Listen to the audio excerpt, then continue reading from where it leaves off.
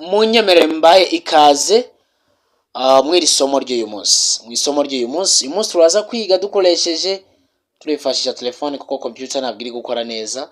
So rero byaba byiza ukoresha telefone rebira isomo. So isomo tugiye kwiga ni isomo rivuga ngo vuga icyo ukora buri munsi mu cyongereza, icyo twita daily routine. Daily routine ni ibyo ukora mu buzima bwa buri munsi. So mu cyongereza rero, mu cyongereza niho tubyita daily routine, ibintu ukora mu buzima bwa buri munsi. Ni isomo ryiza cyane ku bantu b'abatangizi mu rurimi rw'icyongereza kuko rikwigisha byibuza kumenya ibintu ugenda ukora mu buzima bwa buri munsi. Rero ahangaha mwiri somo turi kwiga aka kanya, nureba neza mu ngero tuba dufite ngo ibyo dukora harimo kubyuka, koga, kurya, kujya ku ishuri, gukora, gusenga, gusinzira ndetse n'ibindi. Ibyo byose ni ibintu dukora mu buzima bwacu bwa buri munsi.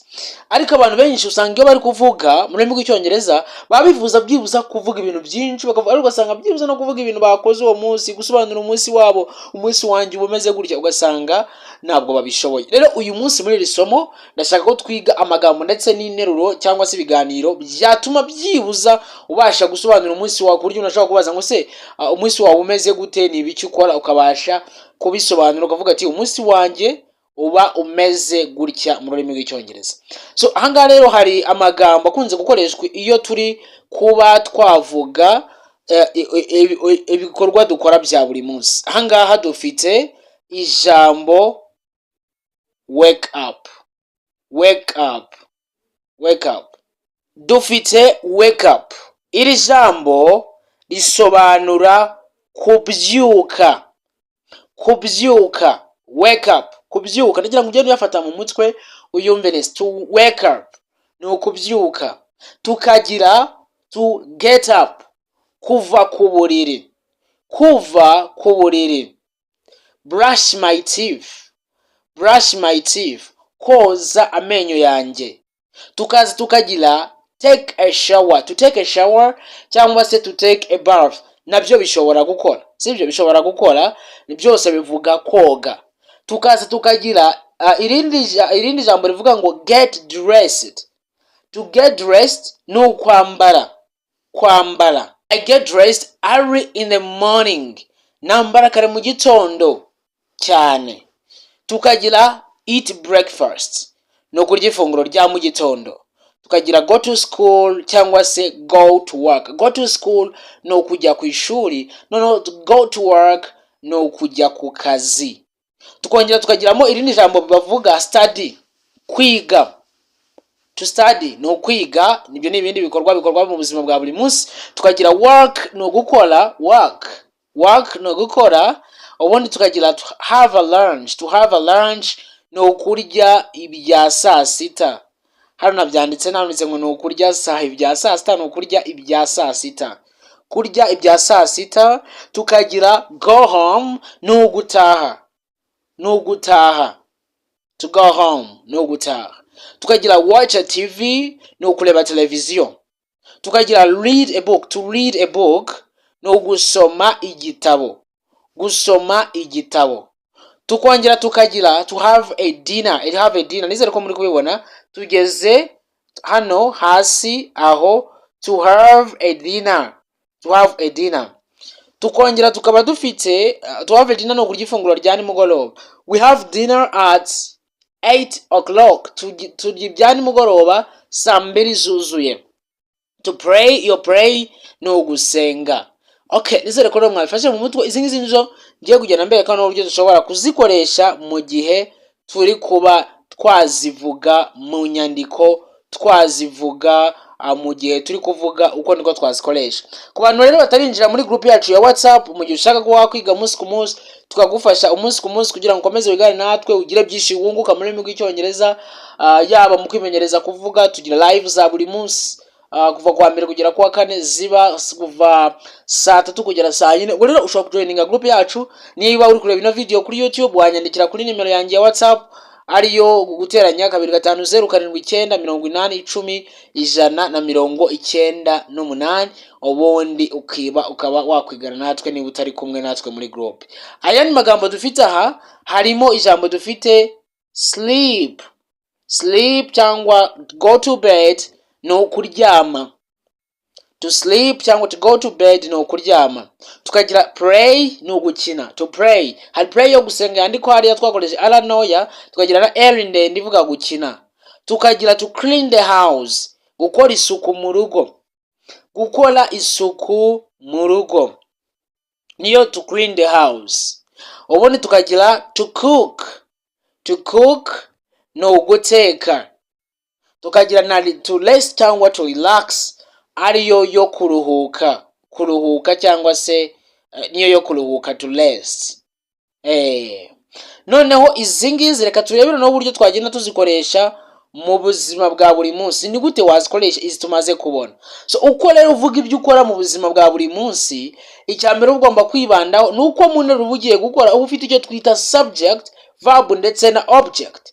Iyi subject ninde uri gukora igikorwa, ninde ukora icyo gikorwa. Ushobora kuba ari wowe cyangwa uri kuvuga undi muntu ukora ibikorwa bya buri munsi. You wake up early in the morning. You wake up early. Ubyuka kare. Ni ibintu uba yakoze uwo munsi. So ugomba kumenya ninde uri kuvuga. Ni wowe uri kuvuga, n'undi uri kuvuga. Noneho verb uri gukoresha niye cyangwa se inshinga uri gukoresha ni iyihe. Noneho object ni iyihe. Reka reka turebe ingero muri izi ngero dufite aha. Aha dufite wenda mu gitondo ibikorwa dukunze gukora. Nureba urabona dufite urugero rwa mbere, I wake up at 6. Dore urugero turiho nuru. I wake up at 6 o'clock. I wake up at 6 o'clock. Mbyuka saa 12 zuzuye. Ni igikorwa ukora mu gitondo. Mbyuka sangahe? Mbyuka saa 12 zuzuye. I brush my teeth. I brush my teeth. Ngoza amenyo cyangwa se noza amenyo. Tukagira I take a shower. No kuvuga ngo ndoga cyangwa se nkoga. I get dressed, ngambala. I eat breakfast, ngafata ifunguro rya mu gitondo. Tukagira I go to school, njya ku ishuri cyangwa se I go to work. Noneho nkajya mu kazi cyangwa njya mu kazi cyangwa njya mu kazi cyangwa njya ku ishuri. Mu gihe uri kubivuga ku murongo nuko ushobora kubivuga. Ushobora kuvuga ngo I go to school, njya ku ishuri, I eat breakfast. Mu gitondo uri kuvuga ibintu ugenda ukora nuko wagenda ubivuga. I wake up early, tukavuga igihe ubyukira. I brush my teeth, noza amenyo. I take shower, ntanoga. I get dressed, ngambara. I eat a breakfast, nkarya ifunguro rya mu gitondo. I go to school or I go to work. So nuko nguko dushobora gutondekanya ibikorwa dukora mu gitondo. Tukajya noneho afternoon. Afternoon ni mugoroba. Ushobora kuvuga ngo wenda ni mugoroba sinzi ibyo ukora. Ushobora kuvuga uti I start English, niga Icyongereza. I have lunch at 1 p.m. Njya ifunguro rya saa sita mu saa saba. Ubwo ni ifunguro ry'amanywa saa saba. Okay, ni rya saa saba. Tukagira I talk with my friends, nganira n'inshuti zanjye. I work on my computer, nkora kuri mudasobwa. Tukongera tukagira I go home at 5 p.m. I go home at 5 p.m. Nkuko twabonye I go home no gutaha. Noneho I go home at 5 p.m. bishatse kuvuga ngo naha saa 11. Niba uri kubibona twageze ahangaha. Aha niho turi. Aha ngo naha saa 11 munsi yaho computer niho turi. I go home at 5 p.m. naha saa 11. Biri kumvikana? Noneho tukaza tukagira I watch TV. I watch TV. Okay. Niba uri kubibona neza dore tugeze ahanga I watch TV. Sorry. I watch TV. Turi hano I watch TV. Ndeba televiziyo. Tukaza kongera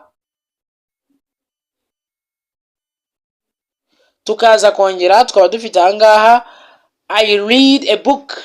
Soma igitabo. Ubwo ni ibikorwa ukora ari mugoroba. Hakaza I eat dinner. Mfata ifunguro rya ni mugoroba. Ukavuga yenda nk'isaha urifatiraho. I pray before sleeping. Senga mbere yo kuryama. Aho tukagira I go to bed at 10 p.m. Ndyama saa 4 z'ijoro. I go to bed at 10 p.m. ndyama saa yine z'ijoro. uko nguko niko tubivuga neza cyane. Noneho mu biganiro byoroheje reka tugire nk'akaganiro gatonya urebe uburyo biba bimeze iyo bari kugerageza kuba bakubaza ibikorwa ukora bya buri munsi. Reka turebe kino kiganiro gitoya. Hangaha ushobora kubaza ngo yenda tumwite ni umuntu umwe twise A akaba yabaza ati what time do you wake up? Ni ryari ubyuka? Ni ryari ubyuka? B agasubiza ati I wake up at 6 o'clock. Mbyuka saa 12. Mbyuka saa 12. Tukagira noneho akaba yabaza ngo what do you do in the morning? Niki ukora mu gitondo? Cyangwa se ukora iki mu gitondo? Akaba yasubiza noneho bya bindi akora bimwe tugeze kubona when I wake up, I brush my teeth, take a shower and eat breakfast. Noza amenyo, nkoga, ubundi nkafata ifunguro rya mu gitondo. Nkanafata ifunguro rya mu gitondo. Ifunguro rya mu gitondo. Eko. Noneho nga akaba yamumaze ikindi kibazo ati do you go to school every day? Ujya ku ishuri buri munsi? Noneho B akaba yamusubiza ati yes, I go to school from Monday to Friday. Yego njya ku ishuri kuva ku wa mbere kugeza ku wa gatanu. Noneho nga twongera tukaza none tukagira kugira ngo bisubire mu banze wumve uko mbisoma aba ariko bisoma.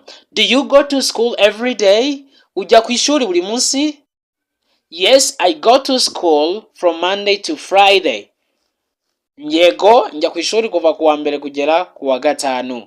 So akongera akaba yabaza ngo what do you do in the evening? Niki ukora nimugoroba? Niki ukora nimugoroba cyangwa ku mugoroba? B agasubiza ati I watch TV and read book. Ndeba televiziyo nkasoma n'igitabo. Tukasa tukagira akaba yabaza ati what time do you sleep? Ni ryari usinzira? Then B akaba yasubiza ati I sleep at 10 o'clock. Sinzira saa 4 zuzuye. Ibi ni ibibazo ushobora nawe kubabaza undi muntu cyangwa se nawe bakaba bakubaza ukamenya uburyo uri bubashe gusubiza. I hope you understand it really well. So, noneho mu kuvuga ibyo ukora buri munsi dukoresha icyo twita present simple tense. Iyi present simple tense ni igihe kigaragaza ibikorwa ukunze gukora bya buri munsi. Umva ni ibikorwa bihoraho bya buri munsi. Daily routine ni ibikorwa ukunze gukora bya buri munsi. Ibikorwa bikunze guhoraho nibyo bita daily routine. Rero ahangaha uri gukora bino bikorwa dukoresha icyo twita present simple tense. I present simple tense uburyo bitonaguye dufata subject twongeraho verb twongeraho object. Subject niba mubyibuka neza mu isomo ryabanje turi kwiga verb to be twabonye ko tugira I, you, he, she, it, we na they. Izo ni nazo dukoresha ahangaha. Tukagenda twongeraho noneho inshinga zitandukanye bitewe n'icyo dushaka kuvuga. Urugero nk'ariya nshinga twagiye tubona I pray, I get up, I wake up, I clean. Ziriya verb twagiye tubona ari amagambo twagiye tubona mbere akoreshwa mu kuvuga ibikorwa bya buri munsi, cyangwa se ngo bavuga ngo I sleep. Ibyo byose ugenda ubikoreshereza ino I cyangwa you cyangwa he cyangwa she cyangwa it nka subject, ubundi ukahita wongeraho verb ukongeraho object ariyo nk'iyo ari cyangwa se we study English twiga icyongereza. You go to work, ujya ku kazi. I wake up early, mbyuka kare cyane. Early ibikoreshwa tuvuga mu gitondo kare cyane. Ni kare cyane. Izi ngizi tuzagenda tubyiga mu gihe kizaza nitutangira kujya mu buryo bwa advanced. Early ibivuga ni adverb ibisobanura igihe igikorwa cyabereye. Ni ryari ubyuka kare cyane. So ariko iyo tuvuga ku muntu umwe yaba he umuhungu cyangwa she umukobwa cyangwa it, dukenera gushyiraho s kuri izi verb. Dushyiraho s. Urugero kuvuga ngo she wakes up cyangwa I wakes up cyangwa navuga she wakes up cyangwa he wakes up cyangwa it wakes up. Igihe hari inyamaswa cyangwa ikindi kintu. Rero tushyiraho s cyangwa se tugashyiraho a na sa kuri verb cyangwa se ku nshinga ziherwa na za na sa ebyiri cyangwa se x cyangwa o cyangwa c na h. Izo nshinga urugero nka teach yo kwigisha, ushobora kuvuga ngo ushobora kuvuga ngo he teaches English every day. Our teacher teaches English every day. Mwarimu wacu yigisha icyongereza buri munsi. He teaches, twongeraho ya e na sa. Naho mu gihe kuri verb zose muri rusange tugenda twongeraho sa, keretse verb ziherwa n'ayo magambo ariyo za, sa ebyiri, x, o cyangwa se c na h. Aho ngaho niho twongeraho iriya i, e na sa. Noneho ahantu haherwa noneho na a na wa, haherwa na ya, niho twongeraho i na e na sa, ariko twakuyeho ya. Ndaza kubibereka hano hasi, ndaza kubasobanurira aho tukuraho ya tukongeraho i na e na s. Ariko mu gihe ya verb twari dufite imbere y'iyo ya isoza hatari y'inyajwi, urugero nko kuri play, ntabwo twakuraho ira ya ngo dushyireho i na e na s, kubera ko imbere habanza a. Ubwo rero niyo mpamvu tuvuga plays, si yo kuvuga ngo players. Ariko urugero nko kuri cry yo kurira, cry yo kurira, cyangwa fly yo kuguruka, cyangwa fly yo gukaranga, aho hose tugenda dukuraho iriya ya twongeraho i na e na sa. Ubwo ahangaha urugero hano baduhaye ni kuri I work every day, you work at home, he works, she works, it works. Izo zose zakoreshwa kuri works tuvuga ku muntu, yaba umuhungu, umukobwa, cyangwa se ikisimba cyangwa inyamaswa in Kigali. Ubwo aho ngaho rero tuba tugaragaza ko gikora aho ngaho dukoresha ya s kwa ko work ntabwo ni muri za zindi zifite amategeko igishyirwaho s tugasoza. Twagira we work together, dukorera hamwe. They work at school, bakora ku ishuri. They work at school. Nizere ko bikubibona neza. So iyo dukomeje aha ngaha rero hari amakosa ajya ugasanga wenda haranavuze ngo kuri he, she na it, aho dukuraho iriya n'ubundi twongeraho iriya e na sa, ugasanga umuntu aravuze ngo he go. Ibi ngibi ntabwo biba ari byo, wavuga he goes, kuko twabonye ko kuri x inshinga zose ziherwa na x, sh cyangwa sa na h zose twongeraho e na sa, cyangwa ziherwa na za cyangwa ziherwa na double s, twongeraho e na sa. I double s ubwo nukuvuga sa ebyiri, zose twongeraho e na sa. Rero ubu ni bwo buryo dutonaguramo inshinga turi kuvuga ibikorwa bya buri munsi dukora. Nuko nguko ugenda uvuga ibyo bikorwa. So ahangaha rero hari uburyo noneho ibikorwa bibazwa nko mu cyongereza, ukaba wabaza igikorwa umuntu ari gukora. Iyo turi kubaza igikorwa aha dukoresha verb to do. Verb to do, urugero nkavuga ngo what time do you wake up, ubyuka sangapi, what time do you wake up. Urabona ko nakoresha verb to do, what time do you wake up. So nugira ikibazo nitwinjira neza muri tenses, kuko isomo rizaza ryuzuye, uzamenya neza uburyo ushobora kuba wabaza. Twamaze kugera aho ngaho uzabimenya neza. Nuko nagira nkwereke iyo bashatse kubaza ko bakoresha no verb to do muri gihe turi gutonagura inshinga muri present. What time do you wake up, ubyuka sangapi. I wake up at 6. Tukaba dufite aha ngaha do you go to school, ujya ku ishuri, gusubiza yes I do, yego ndabikora. What do you do in the morning, what do you do in the morning, ni iki ukora mu gitondo. Agasubiza ati I eat breakfast and go to school, ni ifunguro rya mu gitondo ubundi nkajya ku ishuri. Ahangaha does she cook, arateka, ugasubiza yes she does, yes she does, yego arabikora. Cyangwa ukaba wahakana uti no she doesn't, ntabwo abikora. Iyi ni ya verb nigeze kubabwira, noneho to do nayo nakerwa na o, niyo mpamvu bashyizeho e na sa. She does, arabikora. Arabikora. Noneho reka dukore kano ka exercise, mbabwire kuri no exercise muri buze kunkorera, noneho ubundi risomo ry'uyu munsi turisoreze ahangaha. So reka turebe ahangaha kuri no exercise. Icyo nshaka nuko byibuze ushobora kuba wakwandika ibikorwa ukora bya buri munsi bitari munsi byibuze amagambo 5 cyangwa se 10, hagati y'amagambo 5 n'10 wandika ibikorwa ukora. Urugero, I wake up at 6, I take shower, I go to school.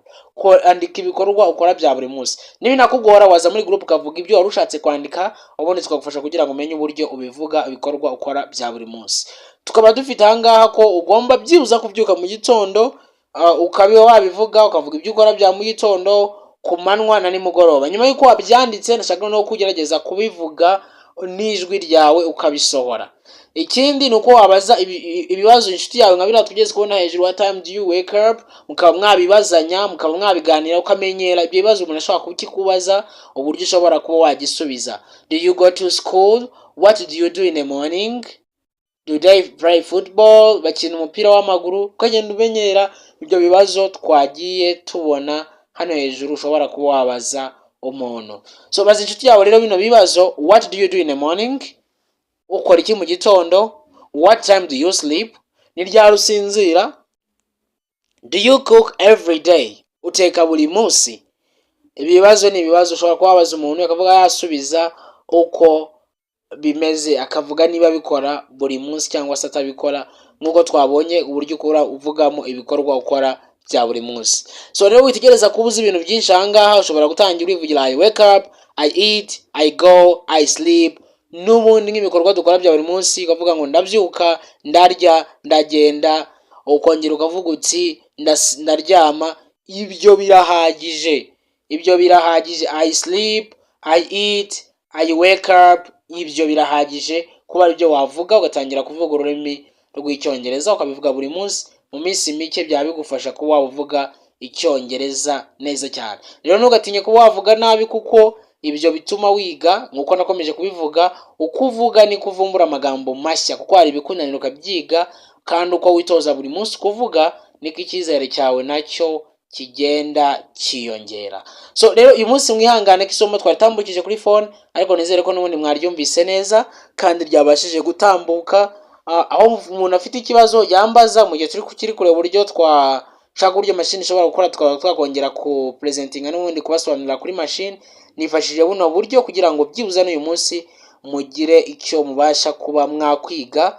Ubundi niba mwakunze iri somo ukaba wakunze ibyo tukwigisha, ukaba utarakora subscribe kuri channel, ukore subscribe. Niba utarajoininga group yacu nayo twigiramo ya WhatsApp, ngiyo nimero yanjye wanyandikira, ni uguteranya 25079801098, ubundi ukajya wigana natwe. So ngenda bakunda cyane rero, mwari muri kumwe na Teacher Isaac, udahwema kuba yabashakira ibyiza no kugira ngo arebe uburyo mwamenye ururimi rw'icyongereza uko bishoboka byose. No kuri ndabakunda cyane, mukomeze kugira umunsi mwiza. Dusubire no mu yandi masomo, dusubire nimugoroba nanone kuri Google Meet. Ndizera ko birubuze kuba ari byiza cyane twimenyereza gukoresha ururimi rw'icyongereza. Murakoze.